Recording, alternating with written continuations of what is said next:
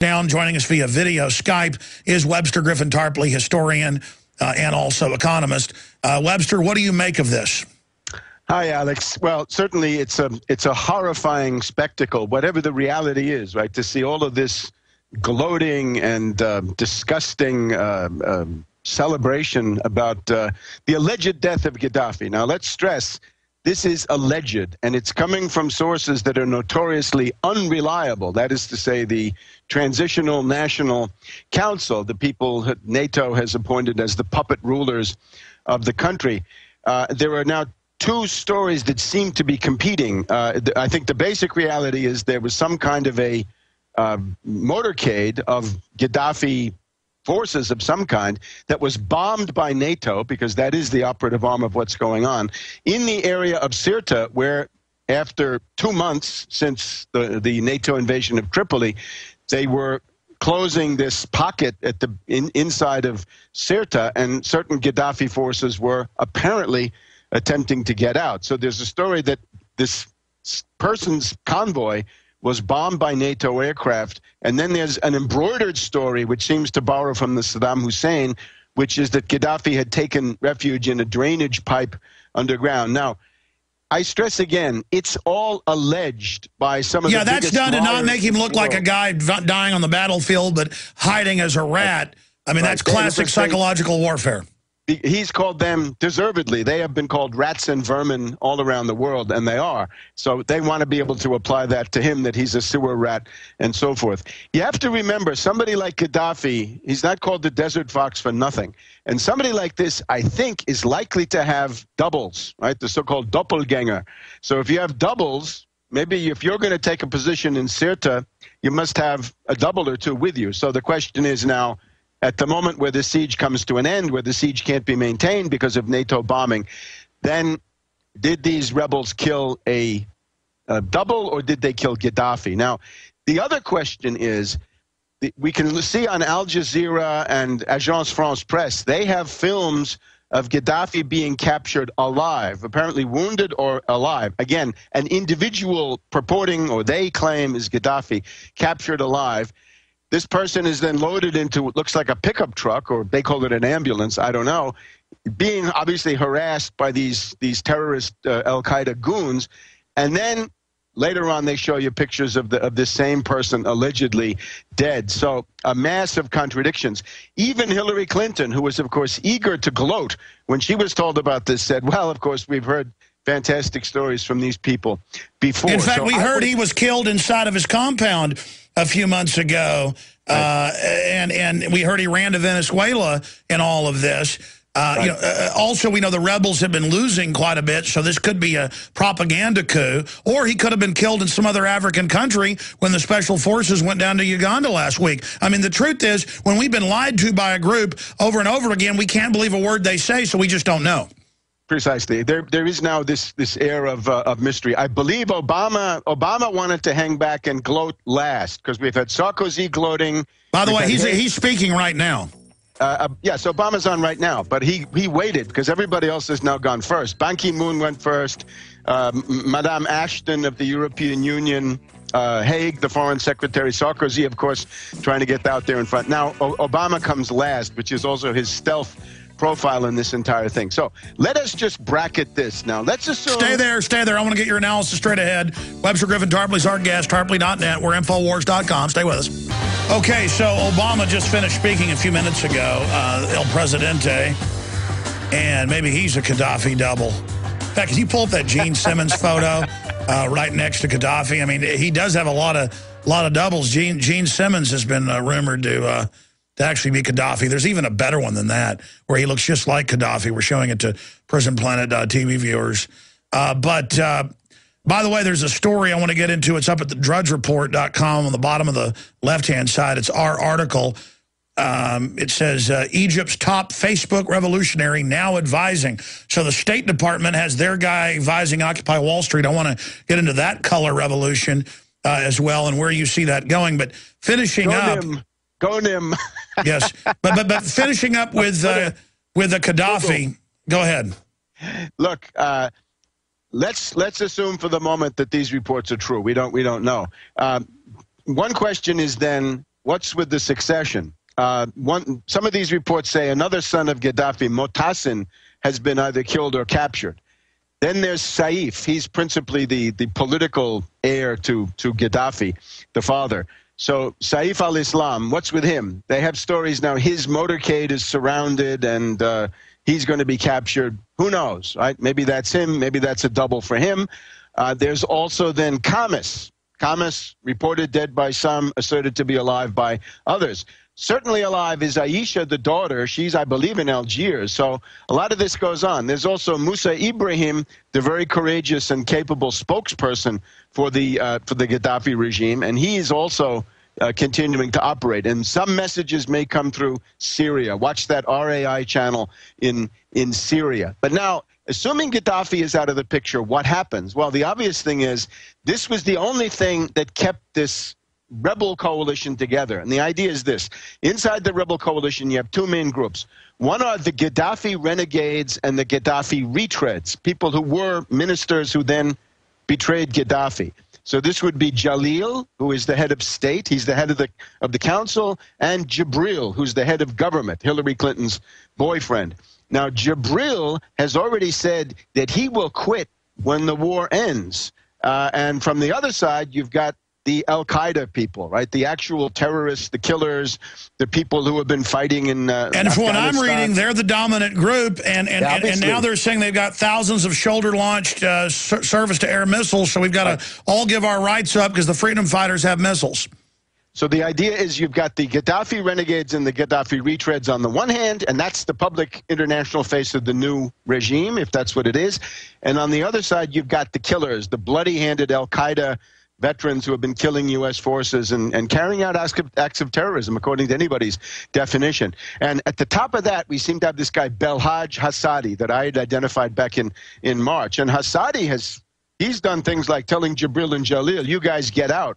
Or he barges into meetings and says, remember, you can't decide anything without me. I'm Belhaj Hassadi, and I'm the top dog here in Tripoli. So, well, it's also reported that Qatar, that their general is backing the al-Qaeda people. Yeah, they have to choose sides, and I guess maybe they want to be on the winning side. No, but they say at these meetings, the al-Qaeda guys have the general behind them, and literally they say, hey, we've got the weapons. Sure.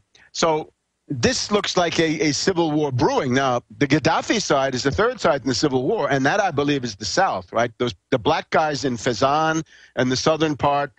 Remember, a couple of days ago, NATO actually made a statement saying to African countries, hey, you guys in Mali and in Chad and in Burkina Faso or any place else, Sudan, don't you dare give asylum to the Gaddafi clan because we're coming after them, right? And we're NATO and we're in your face. So that has something, as you're pointing out before, something to do with this Uganda story, right? That Obama is now up to 7 wars, right? We've got Iraq, Afghanistan, Libya, Pakistan, Yemen, Somalia, and Uganda, which then becomes 3 more, right? Yeah, but wait, stop right there. There's forces in Colombia. There's now U.S. forces, we've confirmed, inside Mexico.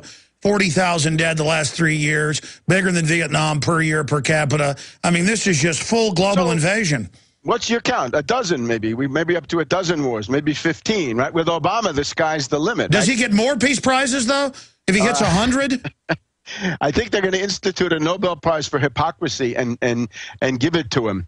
So I think this is, at the same time, this is a horrible perspective for the people of Libya. Remember, what's going to happen now is economic liberalization. They're going to get the joys of the free market. Oh, boy. They're going to get everything privatized that was not privatized.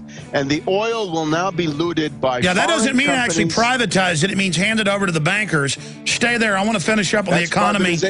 And I want to look at what's happening in Europe and tie it into the U.S. because they're announcing a long, steep drop for American standard of living. CNBC, globalism means you're poor, but you pay more taxes to the central bankers, and they're banning cash in Louisiana. You can't make this up. Stay with us. He'd say you've got to stand for something or you'll fall for anything. Yeah, remember 5 years ago, Bush said, I promise we're not spying on you without warrants, and now they admit they just tape everything totally illegal. I told you, I saw Homeland Security meetings on C-SPAN. They're going to have checkpoints everywhere and trained security guards with federal power that will grope you, that will stick their hands down your pants. It's an act of submission.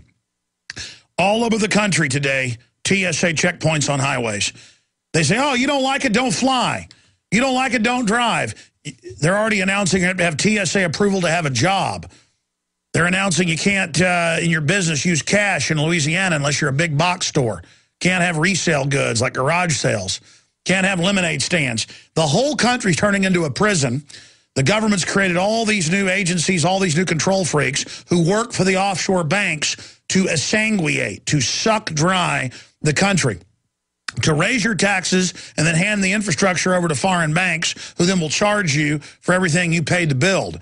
Now, finishing up with Libya now, they can use that as the front door for the full African invasion, as you said in the Obama deception, Tarpley. Now, finishing up in 1 minute on that, I want to then segue into the announcement of 70+ trillion in Bank of America. In fact, that article was here, but I don't have it. Well, yes, due to run it in. He had it for the TV show tonight, the Bank of America, 70+ trillion, backstopped by the federal government. Our whole deficit's 14 trillion. But this is the privatization. It's just give all our money to banks, and then the banks tell us how to live our lives. Pretty good if you can get that work, Webster. Well, the problem, of course, is everybody's complaining now, right? Occupy Wall Street, they have a list of complaints. Everybody's got complaints. And the big question is, what do you do? What's the action? Well, you need a political mass movement to break the back of finance capital in the form of Wall Street. Frederick Douglass once said, power concedes nothing without a demand. So you want to have political action, have some demands. Obvious things, nationalize the Federal Reserve. Impose that 1% Wall Street sales tax. Stop the cuts to the social safety net. Stop foreclosures and fraud closures. That'll hit Bank of America very hard because they're out there stealing people's homes. Rebuild the entire infrastructure, be it road, rail, energy, public buildings, schools, canals, water systems, and create 30 million new productive jobs. In other words, a mass strike, a general strike growing out of the Occupy Wall Street. The only problem is you've got to sweep aside the current gaggle of counterinsurgency agents who are now running the show, the people from Adbusters, the Situationist International, these pathetic indignados of Madrid who are the biggest failures. I had a lady on my show saying the indignados were a soap opera for zombies who thought they were making the revolution. Get those people out of there. And wherever you find facilitators and the General Assembly and consensus, kick them out. Go to the American method. That's called majority rule, and rights of the minority are taken care of. Get rid of the facilitators. Ask who is funded by foundations, and if you are, please leave. Get out.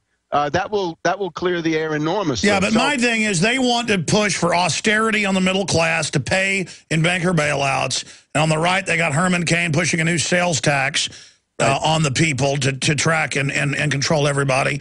What do you make of the French and the Germans not coming to an agreement? Because I've seen the tentative agreements. It's the total transfer of any sovereignty left in Europe, Webster, to this new private banking system that you'll pay your carbon taxes, your VAT to. I mean, they are really trying to do to Europe what Hitler couldn't do. But because it's economic, it's supposedly cutesy. And we're being dominated by the Ponzi scheme operators who are the ones that should go to prison. If you look at the dynamics of imposing austerity in Europe, there it's done under left-wing auspices. I guess it's done that way here, at least under Obama. Papandreou of Greece, the biggest agent of the International Monetary Fund, is a socialist. He's from the Socialist or Second International. It used to be called the Yellow International. Zapatero of Spain, same thing. A socialist. Now, it doesn't mean they're socialists. These guys are bankers' boys. They're pure agents of finance capital. But the rhetoric and the cover is so-called socialist. You look at some of these other countries, it gets to be the same thing. The number one task there, it's the same thing you want to do here, kick out the agents. Don't let these people dominate. They're having a general strike in Greece. It's the 12th or 13th or 14th time. Get rid of this Papandreou. Get him out of there. And if you get some right-wing monster, and the PP, or whatever this is called in Spain, same story, then you can have actual class struggle in a much clearer atmosphere. Some of the resistance in Europe comes from German bankers, and it's interesting. This guy Schäuble, the guy you see sometimes in the wheelchair, he says, well, these bondholders need to take a haircut, right? They should get 20 or 50 or whatever % lopped off their their bond holdings. And of course, Trichet, the outgoing head of the European Central Bank, says, horrors, horrors. We don't want any austerity for the bankers. They say, we want the sanctity of debt, the sanctity of contracts. If it's a labor contract, they destroy it. But if it's a contract with a bondholder, then they say, okay, this has got to be sacrosanct. Well, it won't work because these countries are in immediate need of a debt moratorium. Something similar could happen here, by the way. You just take $1 trillion of student loans and cancel them, right? And let those zombie bankers eat the losses. Otherwise, you're not going to have another generation, right? The whole process of family formation and building careers and having children, we're going to have a demographic crisis worse than we think because people are being crushed by their student loans. So the idea is now the perspective of mass struggle lies open. The mass strike period is here. Now get into it and intervene with a program. Kick out the agents, kick out the facilitators, and start fighting for a program. All right, Webster. Well, look, we're going to have to get you back on to talk more about your idea for solutions. But undoubtedly, they admit the State Department and others are running this Occupy Wall Street thing in an attempt to have them just call for more taxes, which is exactly what the mega banks want. But taxes, what tax? The Wall Street sales tax is exactly what you want. Yeah, that's not what they're calling for. They're calling for a sales tax. No. Wait. Who's they? The nurses, right? American Nurses United. This is a militant union, and they're good. These are some fighting ladies. They fought that pig Schwarzenegger to a standstill in California, and they're now intervening into these things saying, we want the transfer tax. That means the Wall Street sales tax.